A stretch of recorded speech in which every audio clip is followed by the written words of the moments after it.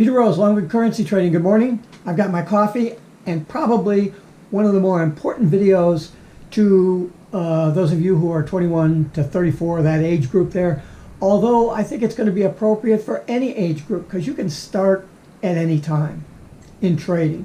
And the title of this video is Start Now. And I want to show you the importance of starting now. Look, I'm 72 years old. I figured out the rules of the game when I was in my mid-20s and started investing in real estate and retired a millionaire because of my real estate, not because of my software engineering career, but because of my investing. Compounding is, as Albert Einstein calls it, the eighth wonder of the world. It's a powerful, powerful thing. But it only works for you if you start early and do it over a long period of time. That's risk management at its best, is compounding over a long period of time. Not trying to make 200% every 6 months on your money because you're in compounding that because you're constantly using larger sums and you're not concentrating on the right thing.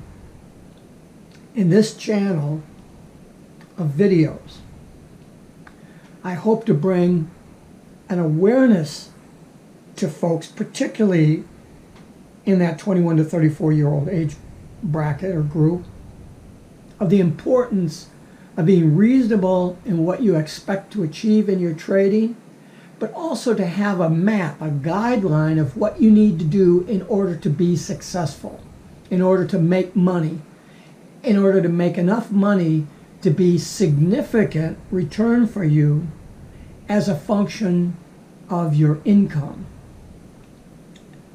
If you're making $30,000 a year, or this is 2021, November of 2021, if you're making $20,000 a year and you're living in most parts of the country, you're in tough shape. If you're making $30,000 a year, if you're making $60,000 a year in some parts of the country, you're in tough shape. But if you look at the median income values, those are reasonable numbers. Let's call the median income $50,000. I'm not sure exactly what it is, but it's pretty close to that. I think the average household income is $63,000 or something like that. So as an individual, say $50,000 is your median income. So that just means that there's as many people making above $50,000 as there are making below $50,000. Well, that's a lot of people. If you've got 10 million people employed, you've got 5 million of them making less than $50,000 a year. So let's not jump up and down too much about this. The majority of the people, not the majority, but half of you are making less than 50. Let's say you are making $30,000 a year. You're just coming out of college, you're working as a oil change mechanic in a garage, you're a clerk at a bank, you're working in a restaurant, you're a counter manager or even a department manager in a retail store.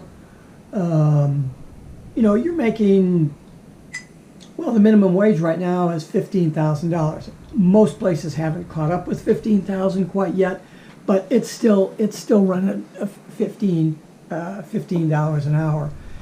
So you're making look, you make your figure at 2,000 hours at a full-time job. So if you're making $9 an hour, you're making $18,000 a year. If you're doing $15 an hour, which is the minimum wage, or you're making $9 an hour in tips or something, but it comes out, averages out to $15 an hour, you make $30,000 a year. So let's say that's what your income is, $30,000. How tough is it going to be for you to put together a $100,000 account so you're trading it at $100 a pip and you make $10 a day and you're making $1,000 a day?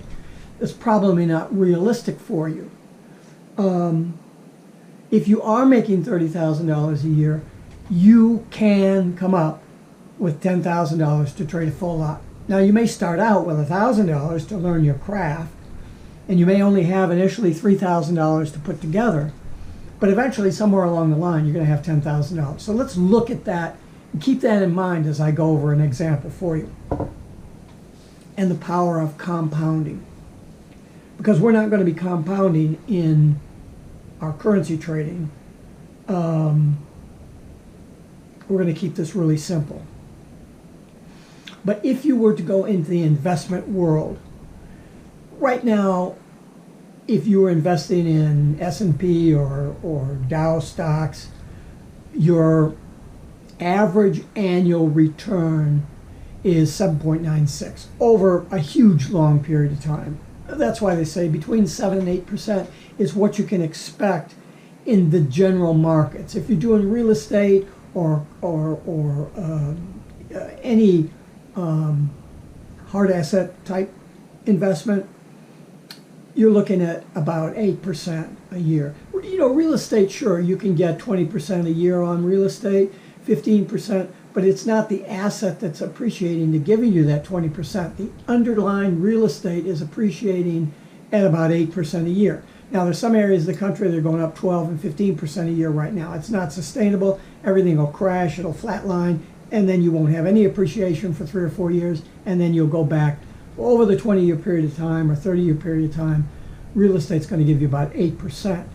If you're investing in investment real estate, then you have cash flow that's coming out of that, and that's where your 12 to 15 to 20% per year returns are coming from. But you're not compounding 12%.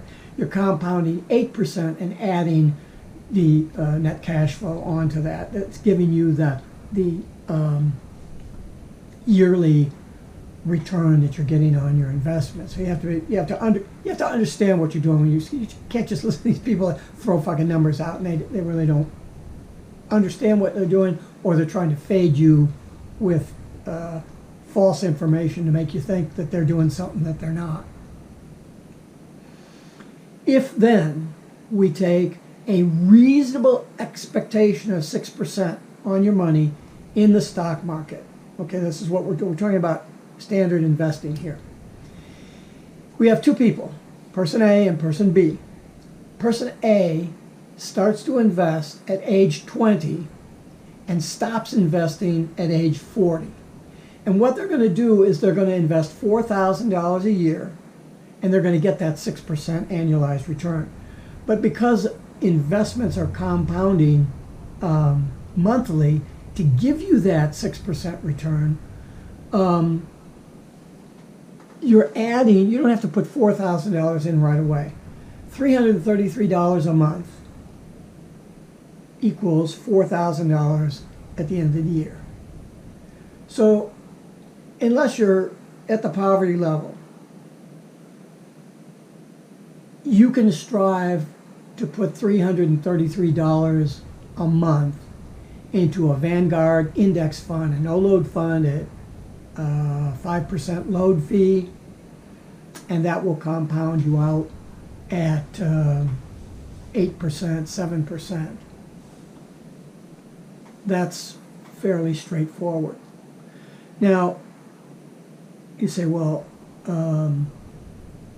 if I put that money just into the Vanguard fund, I have to pay taxes on it. And that's true. And so now you're taking out 20% taxes or 15% taxes. And so at the end of the year, so things aren't going to work real good for you because you're not getting your 6% return. But look, if you're only investing $4,000 a year, you can put that into an IRA or a Roth, or either a Roth or a standard IRA. It doesn't really make any difference. But that's going to compound tax-free. I'm not an accountant. Don't listen to me. Talk to your accountant. Well, I'm just telling you what you can read in a fucking book, okay? Excuse me. All I'm saying is it is relatively easy for you to take $333 a month and stick it into an investment that will make you 6% a year. So if person A starts at age 20 and puts $333 a month in there, for 20 years, they will have put in $80,000, around $80,000. And they'll have, I don't know, $143,000 or $150,000 of value at the end of that 20-year period of time. And then they stop investing and they just let that run. Person B doesn't start investing until they're at age 40.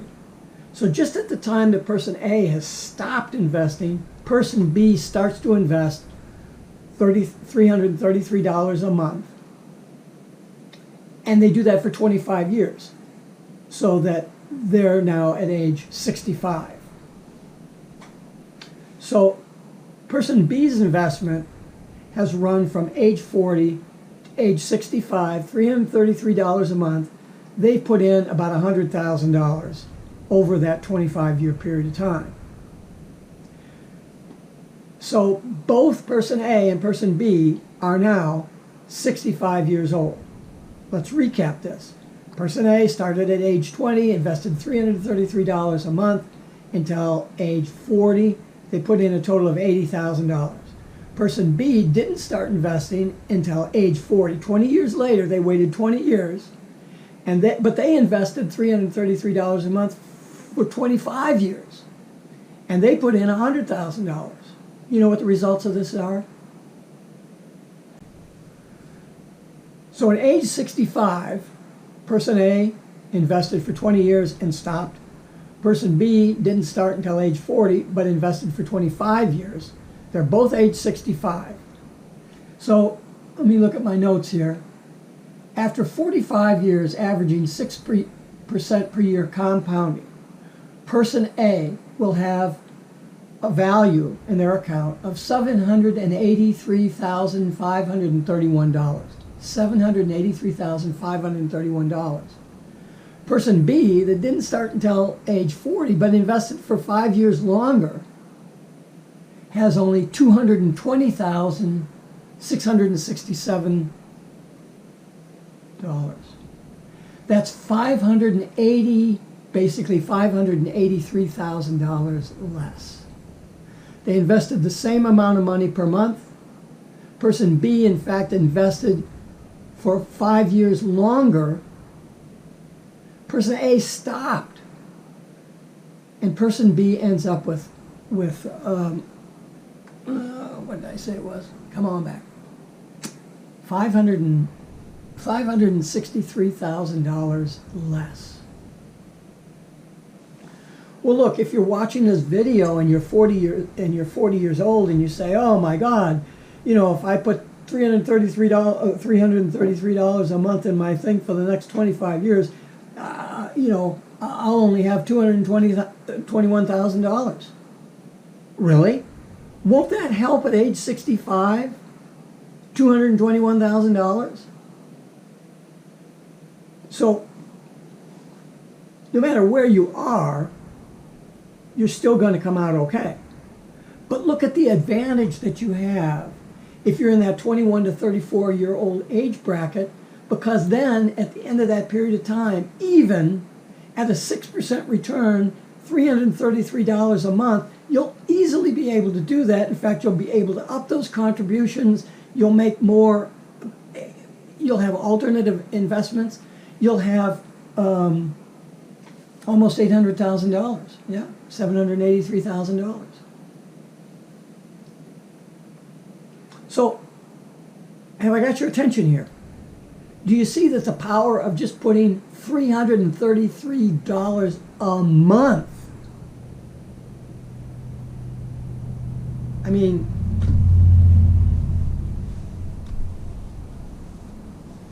about $80 a week?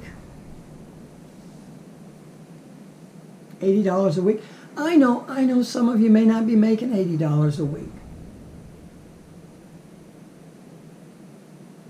The point I'm talking about here is the importance of having a job to make income so that you've got money that you can invest.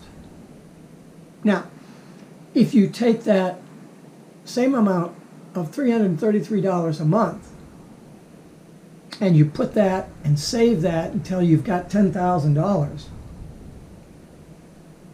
that you can open a full lot trading, or maybe you just start out trading 3 lot at $3 a pip. It doesn't make any difference, because what I'm going to say is if you have a $10,000 account, you can trade 1 full lot at $10 a pip, right? So how many pips do you have to make a month to earn $333? Well, it turns out that you got to make 10 pips a week. If you make 40 pips a month, right, that's 10 pips a week, 40 pips a month, at $10 a pip, that's $400 a month.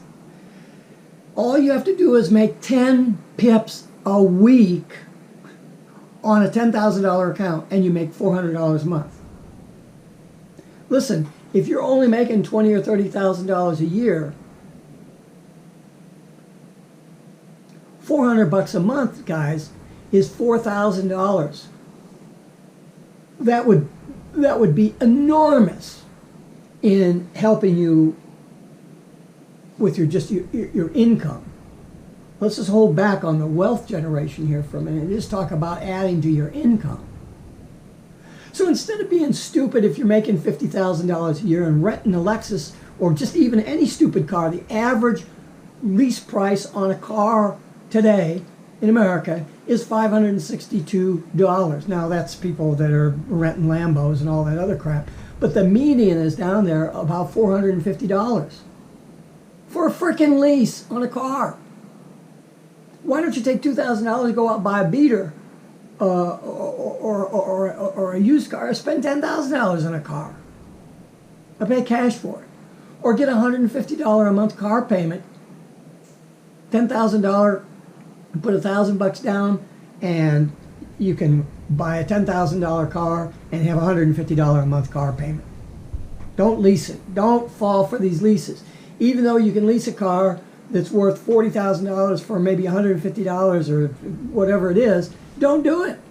Don't do it, because do the numbers on the leasing thing. I mean, it's an awful thing to get involved in. Just don't do it.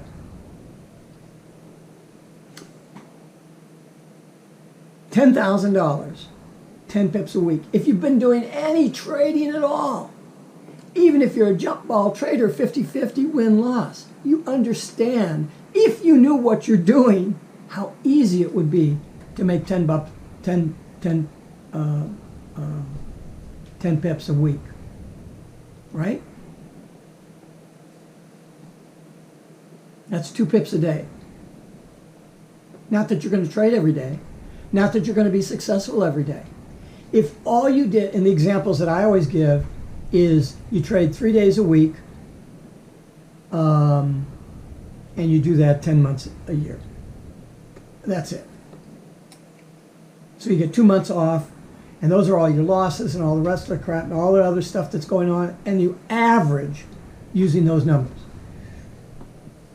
So don't you think that if you traded 3 days a week, that you can make 3 pips a day net over all that trading? Make 10 or 15 trades, or 3 trades, or 4 trades? I mean, I'm in a trade right now. I've been in it for 20 minutes, and I'm 6 pips up. This is a no-brainer. I could just shut it off, take my 6 pips. I'm in a different scale. I'm trading a $40,000 bank right now. So that's $40 a pip, $240. Great. That's great, because I've got that size account. But if all you have is a $10,000 account, it's pretty simple to make 10 pips a week. And if you do that, you're going to make $400 a month. So now, if you want to take that $400 a month and pop that into an IRA, you're good. Because here's what you could do. Instead of trading $10,000 account, trade a $20,000 account. Now you're making $800 a month. Save the $800, take the other $400 and put that into that IRA, and then add the $400 to to the 20,000 that you're trading, but continue to trade the 20,000 until you've built up $400 a month, and at the end of the year, you'll have another $4,000, which may be enough margin to give you another lot that you could trade, or a half a lot, or whatever, if you want to compound that way. That's the way that you could do it if you want to be really, really conservative. But if you could make those returns, if you're sitting there saying, well, 10 pips a week, I could do that. Well, why don't you?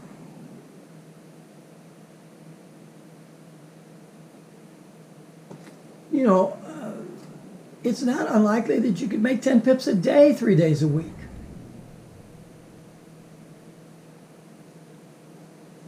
What would happen then? Let's say you could only make 8 pips a day, average. That's 24 pips a week.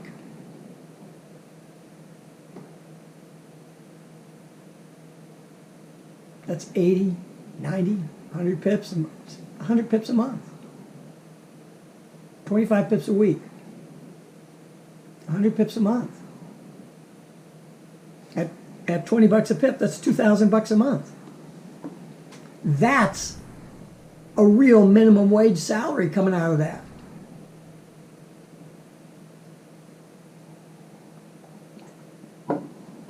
But if you spend it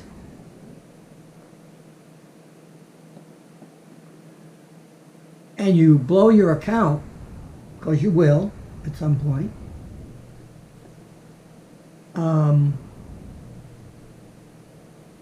and you're just scraping by, look how hard it will be to put money together to open another account.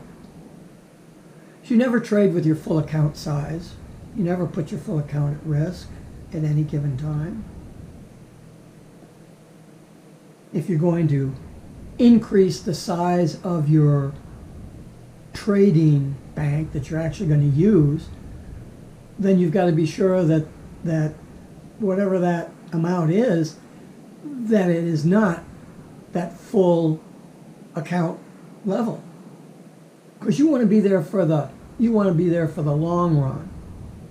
You got to be there for the turns. You can't just be there for one turn, because when that runs up, it's going to run down. You're going to run into losing streaks. Even the best traders in the world are going to hit 6 losses in a row. If you're an active trader, within 300 or 400 trades, for sure. Those 6 losses. If you've carefully built your account up using, let's say you're trading a 1 lot or a 2 lot, you've been trading along and you've got a lot of dry powder in the background, $50,000, and you say, oh, this is a great opportunity. I'm gonna go balls to the wall here. I'm gonna trade the $60,000 account, and you lose $30,000. You lose half that account because you pin bar out. You could wipe out years if you're not careful. The long road is the road that you need to take. Starting at age 20, going to age 40, $333 a month, you'll end up at 6%. Put them in an index fund, you'll have $800,000 in 20 years, in 45 years. It just stopping at age 40. Geez, if you continued and did that for 45 years, I'm not sure. I didn't do the calculation on that. But I'll have a blog post, I think, with this, so there'll be a reference to, the United States Government Securities and Exchange compound interest calculator that I used to do this. So the results are pretty straightforward. If you're in that 21 to 34 year age group, I caution you not to wait to learn how to do this stuff the right way. Look, just because you have an account and you're banging away and you're successful, if you don't understand why you're successful, if you don't have a plan, a trading plan and a general life plan, if you are not organized as to what your risk management process is and how you're allocating your funds to your trading, you need to find somebody to sit down with, pay them whatever they want, to make sure that you understand the right way to look at this, because it's the rest of your life. It's literally hundreds and hundreds of thousands of dollars. And even if you're listening to this and you're age 50 or 60, I didn't start trading until I was 60. I was in real estate for 40 years. Now, I wouldn't go back to real estate on a bet. And I wouldn't advise anybody that's 50 years old or 25 years old to do real estate, because of what I know about real estate right now and what you're faced with. Now is not the time. Will there be a time? Yes, there will be, but it's not right now. So right now, what can you do? I don't know of a better investment vehicle than the currency market. That's why it's called Longwood currency trading, not Longwood commodities, old tires, and currencies. If you go to my website, longwoodcurrencytrading.com, and look at the currency trading page off my menu, there are 7 reasons there where I explain why I've selected the currency markets over all the other financial markets, including real estate, commodities, stocks, all of it. And I can't think of a better vehicle. That's why this is my 160th video on this channel. I'm so committed to trying to bring awareness to you folks that all this crazy stuff that you see out there, all these crazy people that are talking shit out there that don't know what they're doing. They got lucky at 100 to 1 or 200 to 1 leverage. It's not, that isn't legal in the United States. You can't do that in the United States. And you know why? Because it's stupid. Any country or any broker that's going to offer you more than 50 to 1 is, they don't have your best interests at heart at all. Because they know you're going to lose. It's hard enough at 50 to 1. It's hard enough not even trading at 50 to 1, just trading and trying to make 10 pips a week. If you don't understand what you're doing and you don't have good risk management, you're going to lose. And it's unnecessary that you lose when you've got folks out there like myself that have lost all their money. Well, not all their money, but they lost their bank and figured out what the issue is. This is not difficult stuff. You don't have to have a college degree to know how to do this. You don't have to do anything. You've got some upfront study, and it should cost you thousands of dollars in order to learn how to do that, because it's worth it. Because if you get off on the wrong track like I did by listening to these fools that are out there on YouTube and Instagram and all the rest of the places that are there, it's crazy. It's crazy. It's not right. They don't know what they're doing. I'm sorry. If you're a trader out there and you got lucky at 100 or 200 to 1, and you're out there preaching the gospel, you don't know what you're doing. So please take awareness of not those guys, but you guys that are listening to this that don't have that experience. Find references that are legit and do some research and get involved in this great market and learn your skills. Learn those skills. Peter Rose, Longwood Currency Trading. Have a great day and have a great trading day.